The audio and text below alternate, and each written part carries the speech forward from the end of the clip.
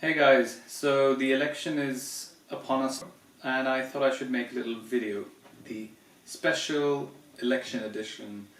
And I feel it's very important that I should raise awareness as much as I can and put my message out there for my viewers at least. So what I want to talk about today is socialism and capitalism and the Labour Party and the Conservative Party. This is not the old days as in the 1800s and the early 1900s where Conservatives were the rich and Labour was the poor. There are many socialist countries out there in the world that are falling apart and they're not doing well. If communism and socialism worked, we would have at least a few examples of that in the world. On the other hand, I'm not supporting capitalism either, because America is an example of extreme capitalism where things are really bad, it's dog eat dog, and there is no regard for human life or respect for people. If you don't have money, you're nothing. So I don't support either. I don't support capitalism and I don't support socialism. I think this is a new world. We're a generation who were born to parents who had socialist or capitalist beliefs, but now that doesn't really apply to us anymore, because just because our grandparents and great-grandparents voted for a party doesn't mean that we have to continue doing that. We need to do what we feel is best for us, our children and our future for the next 5, 10, 20 years. All the decisions we make today will impact us further down the line. So we need to be very informed in the way we make decisions. There was a girl on national radio the other day, and the guy was asking her, "What would you say that you're confused? What's the problem?" And she was saying, "I have no idea what the politics is all about, and I don't really understand, but I have been told that I need to go out and vote." And he said, "So how are you going to vote?" And she says, "Well, I will just flip a coin because it doesn't really matter. I don't know anything." Would you go next to a cliff or a bridge and say, "I'll flip a coin and decide whether to jump or not"? You wouldn't. So if you can read, surely you can pick up the newspapers, surely you can browse the internet and get some information, at least have an understanding. Doesn't matter which party you vote for, at least make an informed decision. Don't let your foolishness make you make decisions or make you not make decisions. Conservative Party members are always keeping a low profile and keeping quiet and not getting into any debates or arguments because they believe they're right and there's no need to prove anything. Unfortunately, the times have changed and perception, as I keep saying, is everything. So while the Labour Party or the Socialist Party, they keep attacking the Conservatives all the time. So the general perception of the people in the population is that the Conservatives are bad and Socialists are good, which isn't the case, because the vast majority of the wealthy people in this country, they're not necessarily conservative. The Socialist Party always turns around and says, "Oh, they do it for tax purposes because it gives them good tax breaks." Well, I say to these socialists, please go out, make millions, and give it all away. What's stopping you? If you believe that money should be earned and wealth should be spread, then earn it and give it away. I don't see any examples of that. The main disagreements that I have with the socialists is most of them seem to want to do the bare minimum and they want to have an easy life, and they say, "Oh, I don't really care about money so much." Well, what you're doing is, let's say your full capacity is that on a scale of 10, you can work 8 to your brain's capacity. That's 80% of your brain's power can be used. But you go get a mediocre job, which is only about 20% of your capabilities. Now, you might think as a socialist that you're not really interested in making money, you just want to contribute to the society in some shape or form. in effect what you're doing is you're taking away someone's job who has a brain capacity of 20%, and that person should have had that job. But instead, because you're too lazy and not utilizing your full potential, that poor bugger doesn't have a job. So work hard, work to your full potential, and if you believe so strongly and genuinely that you need to share that, no one's stopping you. Earn a lot of money and give it away, but do the best you can for your society and your people. There is no point sitting around saying, I don't really need any of this. Well, you don't need it, but others do. So saying that, oh, tax the rich, tax those who have, why should they be taxed more than those who are not working hard? The other thing the socialist parties keep saying in the UK is they're going to make education free for everyone, and they're going to spend a large amount of money on the National Health Service. Where is the money coming from? Guys, wake up. Who is earning this money? Who is paying taxes? High taxes. If you increase your taxes, the big businesses and wealthy companies and people will take it elsewhere to another country. Then whatever tax you were getting, you're not going to be getting that, and you're going to have a very poor country with nothing. So wake up, smell the coffee, as the Americans say, and do something about it. And I mean, I love the Scandinavian countries, and I'm a big supporter and a fan. I have tons of friends, and this is no disrespect to any of them, but Sweden is a socialist country and with very high taxes. So if you were to look at all the taxes in those countries and say, right, there should be no wealthy people in countries like Sweden. So how come there are such amazingly wealthy people who have houses and yachts and sports cars and everything under the sun, while there are others who are poor?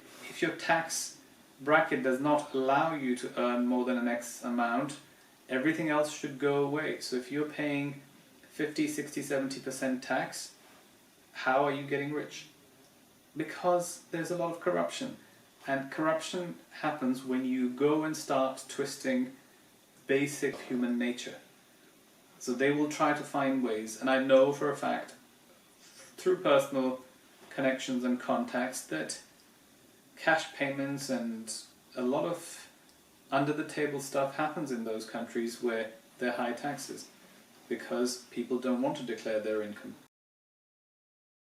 Unfortunately, the politicians here in England are using NHS as a pawn, as a little puppet, or as a bargaining chip. And the trouble with the NHS is we can keep pouring money into it no matter how much. It does not make any difference. It's never going to get better because it's run so inefficiently. You have administrators over administrators, you have lack of staff, and it's not that you have enough staff, but you don't have enough employed full-time staff. They have bank staff and agency staff and temporary workers who charge astronomical amounts of money. That's doctors, nurses, administrators, everyone. So the NHS is hemorrhaging money, not because it doesn't have enough money, but because it's poorly managed. So the politicians who tell us that, oh, NHS is going to suffer, it's because they don't know what they're talking about. I've worked in the NHS and I've seen it firsthand. It's a lot of bad management and not much to do with money. The amount of money they pay in fines and court fees and the damages they pay to patients, if things were done well, that wouldn't be happening. But that's one of the things. France, Germany have amazing systems. We can pick one of those systems and follow that. That works really well. Recently, the Labour Party leader has been trying to attract the younger voters by saying he will abolish the university fees. Great. However, you can abolish all the fees. What is it that you're offering in return? Are you guaranteeing that everyone who has a university degree will have a white-collar job? Or are you just delaying the inevitable that they're going to be unemployed, not now, but in 4 years' time, when they have got these degrees, now they have chips on their shoulders and they are looking for a white-collar job which we can't provide. So if you are paying for your education, I'm not talking about basic education, this is about university education. I paid for mine. The fact is, if you're paying money, you're going to work hard, you're going to make sure that your degree is worth it, and you come out because you want to pay off your debt and you want to work and succeed. If it's handed to you on a plate, it means that you're not perhaps working as hard and you expect to be given a job at the end of it. There aren't enough jobs. The market is changing and the whole world is changing. We have a population explosion. In the next 100 years, our population will be double of what it is today. So where are these jobs coming from? We have tons of jobs in the vocational world. So plumbers, electricians, carpenters, builders, we're getting all those people from other countries, from mainland Europe and from other parts of the world. Now, our own people are unemployed and looking for work, but they are qualified in subjects and degrees that they can't use. I personally met a girl who was doing a PhD in the Spice Girls. I have no idea how that will be applied in the real world. So we should have vocational institutes where they train plumbers, electricians and people with skills which we desperately need, instead of giving everyone degrees in history and archaeology. I mean, please don't be offended by the examples I'm giving you, but degrees that you cannot, unless you want to become a teacher, you're not going to use them. Another point that the politicians keep talking about is immigration. And I'm all for allowing people to move freely and living together, but all I'm trying to give you is an analogy, an example of a real world scenario, and I'll let you make the decision. Whatever decision you make is yours. You have a house, it's a big enough house, you have 2 kids or 3 kids, and you are comfortable, safe and sound. There's a storm outside and you open the window and you see a person sitting on the road and he's wet and he's hungry and he's suffering. You invite that person into your house because there's a storm outside, and when the storm clears, the person will leave. The person comes in, you give him food, lodging, you treat him as a guest. The storm continues for a week or a month, and that person steals your money. That person breaks things in your house. That person rapes your daughter or your wife. What are you going to do? And you don't have to, I don't need an answer, I'm just asking you to think about what would you do. And it's the same thing with the country. When you invite people in and they don't respect your space, there will be repercussions. This is just human nature, and this is just a natural response. Now, let me flip that to those of you who say, what about the people who do the same thing in this country? Okay, so in your household, you have 2-3 children, your wife and your oldest son or daughter, who's 16 or something, I don't know, a teenage rebel, steals your money. What will you do? Gets angry and breaks things. What will you do?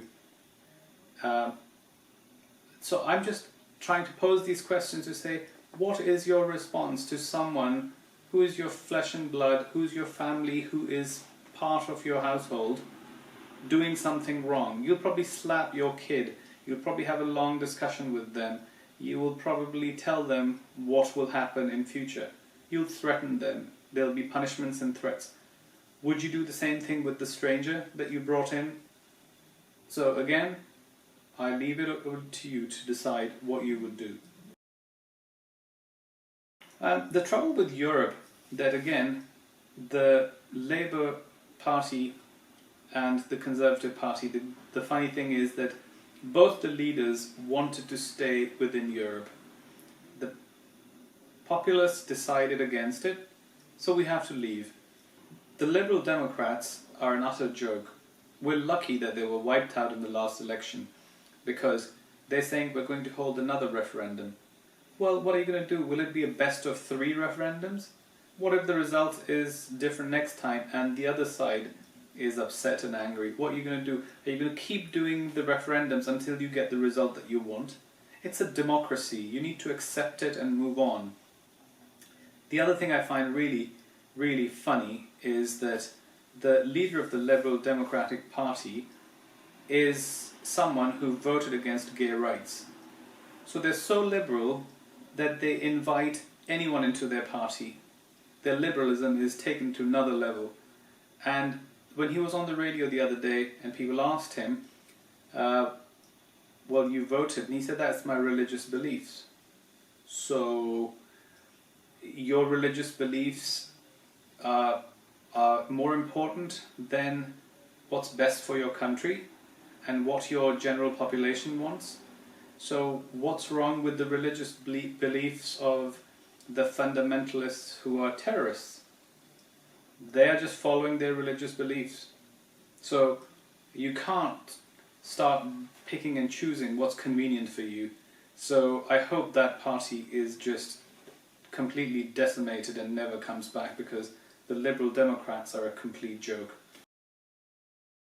So in the end, to sum this all up, all I urge you to do is go out and vote, because this is very important for you and for our country and for our culture. And it doesn't matter whether you vote for the Labour or Conservative.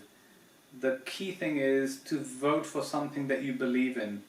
At least you can tell your kids and grandkids, and even if you don't tell anyone, your conscience will know that you did your best.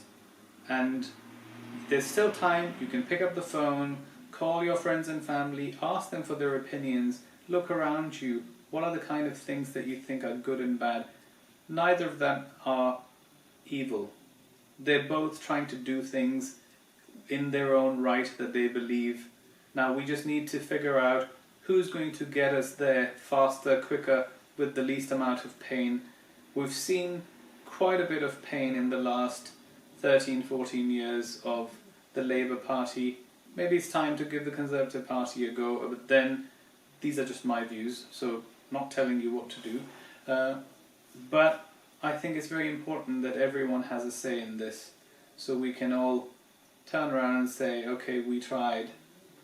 Because at the end of the day, a nation gets the leaders it deserves, and whatever the suffering that befalls them is their own fault. And you can see our friends across the Atlantic. Who thought that could ever happen? But it did. And let's hope it turns out well for them. Miracles happen. So anyway, thanks for watching again, and hope this was not too brash.